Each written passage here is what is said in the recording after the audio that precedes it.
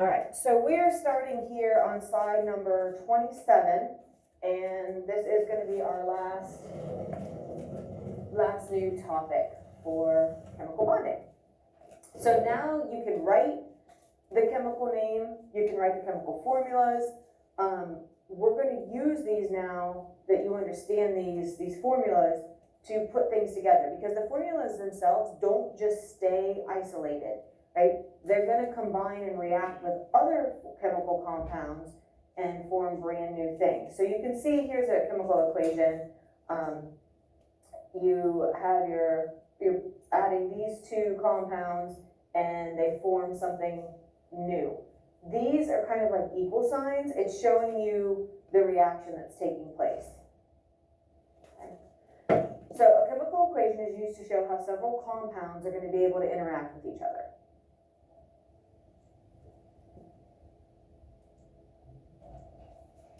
And a chemical reaction is when you have one or more substance that changes into a new substance. And we show this process using chemical equations.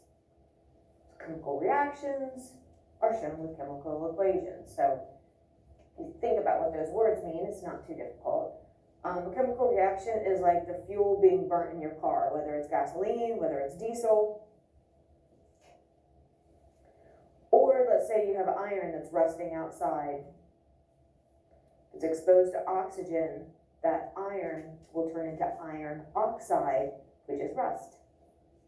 Those are all simple chemical reactions. And so we have two parts of a chemical equation. You have the reactants and you have the products. And these are some of your vocab words. Usually on the left side, it's going to be our reactants. The right side will show the products. Now, every once in a while, you'll see this kind of switched, and the arrow is going to be facing left. The product is always being pointed to. So you can see this arrow. The arrow is pointing over here at my products. All right, but most of our examples, most of our situations, it's going to show reactants pointing to products. And they're going to be separated by arrows, and the arrow typically will be pointing to the right. So here's the pieces and parts, and you are going to need to know these. Okay. And these were vocab terms, so hopefully this isn't going to be too complicated. The framework of the equation is pretty simple. So coefficients, they're always going to be written in front of the formula, just like they are in algebra. You put the number in front of the variable, right? Instead of a variable, we're putting the number in front of our formula. Then we have our subscripts, and we know what those are. We're familiar with those. It's part of the original formula. We cannot change those. Sometimes you will see an abbreviation for what state of matter the compound is in. So if you see a G, or sometimes you'll see like an AQ for aqueous, meaning that it's dissolved in water. The G is gas. If you see an S, it's a solid. If you see an L, it's a liquid. So those will just kind of help you. Those don't really mean a whole lot to us, but if you see those, that's what they are. Okay. So you see your coefficients here in red, your subscripts here in blue, and you're going to kind of think of a formula like as you could put it in parentheses. So this could be like in parentheses, this would be in parentheses, and this H2O would be in parentheses. And then that coefficient would have to get distributed to all of the elements in that particular formula. Okay. So what they were talking about in the brain pop that we just watched was this idea of the law of conservation of matter. And this is also one of your vocab terms. It says that matter is not created or destroyed. So that means we can't just make something up, right? We can't just add to it. And so what you have on one side has to balance what you have on the other side. So if you look at this picture, and this picture is a little weird if you're not sure what you're trying to be looking for, but you have calcium chloride, and then you have sodium, I think that's sulfoxide, you see is you have this test tube within a beaker. So you have your calcium chloride solution, and then you have your sodium sulfoxide in the beaker. They are not combined yet, all right? And you have a total of 300.23 grams for this whole situation. When you tip it and you let them start to mix, you are letting the chemical reaction take place. Once the chemical reaction has taken place, you should still end up with 300.23 grams. And now you have brand new product that is created, and you even see, like, this is called precipitate. It's kind of when solids form within a liquid. And so you have this happening, and you have two very different things that you started and ended with, but the mass, the overall mass, has not changed, okay? Now, the reason that they have the stopper on is because a gas is formed. If you didn't have the stopper on, where's the gas gonna go? Yeah, it's gonna go out of it, right? Then your mass would seem like it had changed, and it would seem like you had destroyed some matter. You didn't really destroy it. It's just a gas, and it, went out of the flask. So that's why it has the stopper on it, just to keep everything 100% contained, to prove that you're dealing with the same amount of reactants and you end with the same amount of products, even though the compounds that you end up with are very different from what you started with. So you can do it either using mass, or mostly we're going to use it by counting elements. Okay, so one side of the equation must always equal the other. Law of conservation of matter. That's what that's proving. And so sometimes if it seems like the mass has changed, it's probably because one of your products was a gas and it poofed, unless you can contain it. So the way we're typically going to look at things is by counting up the number of elements that there are for each atom, okay? So this means the number of atoms for each element on the reactant side has to equal the total number of atoms for each element on the product side, okay? We're going to do this, typically it's nice to make what I call a T-chart. So kind of makes like, where you can put all of your elements. We'll get to that here in just a second. But if you see, over here on the reactant side, you have one carbon. Your subscript is 4 for hydrogen, so you're going to have 4 hydrogens. Then you go over here. You are going to end up with, and if you think about the idea of parentheses, just like what you do in math, if you think about putting this into parentheses, your formula into parentheses, your coefficient is in front. You have to distribute that coefficient to every element. So the 2 times the 2 gives 4 for oxygen. It's not just 2. You have 2 of those 2's, so 4.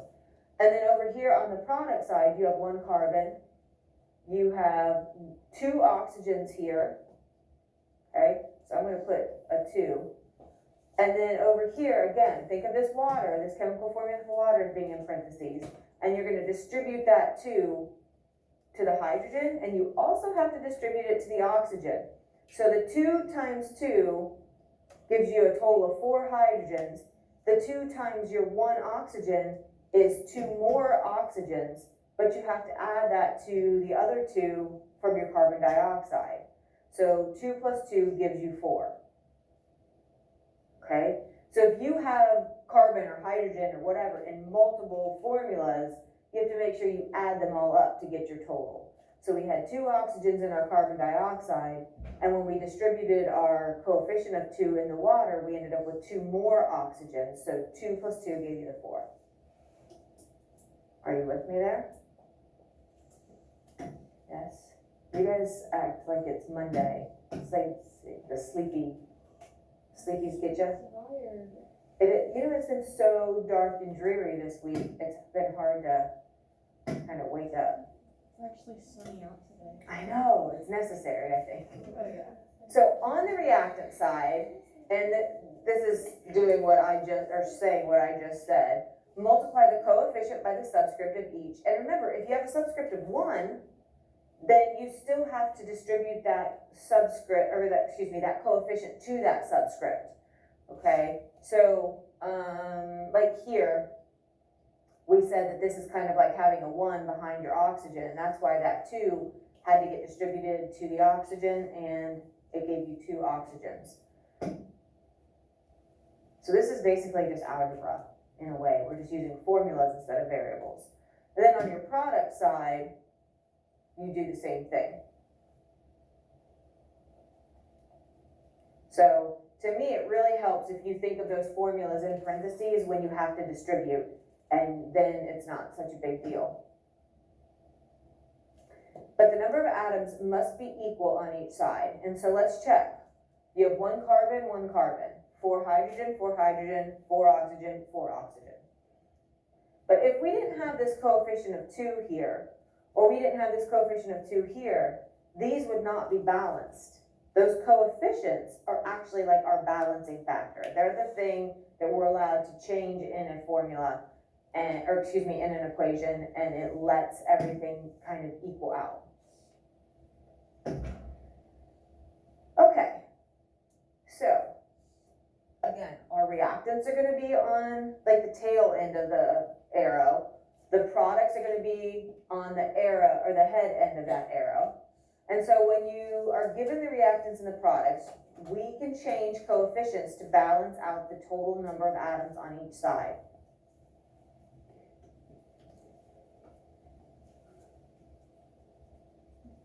So they have a little chart kind of made.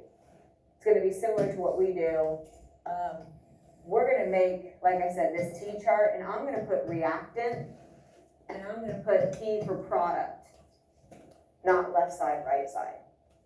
Then I'm going to have all my elements. So I'm going to look, and I see a C, an H, and an O, an H and O, a C, and another O. So we have all of our elements, C, H's, and O's.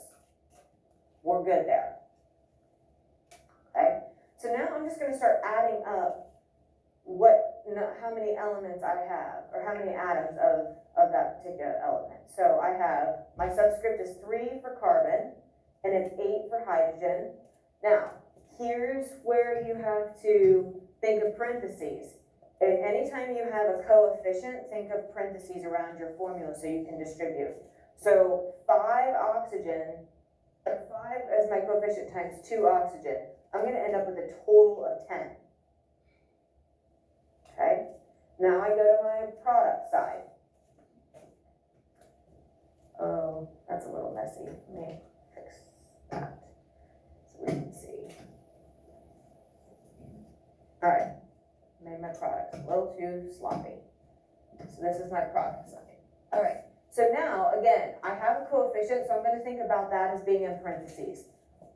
My coefficient of 4 times my subscript of 2 gives me 8 hydrogens.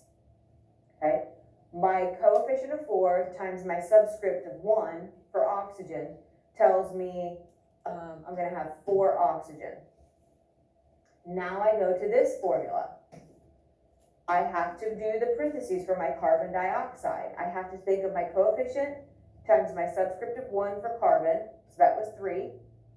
And then my coefficient times my subscript of 2 gives me 6 more oxygen. So not only did I have 4 in my water, I had 6, or excuse me, yeah, I have 6 in my carbon dioxide. So when I add my 6 and my 4, I have a total of 10. So 10 on both sides for oxygen, 8 on both sides for hydrogen, and 3 on both sides for my carbon. Sound okay? Make sense? Okay. All right. We will get into some more practice tomorrow, and we'll continue with the notes and get those finished up.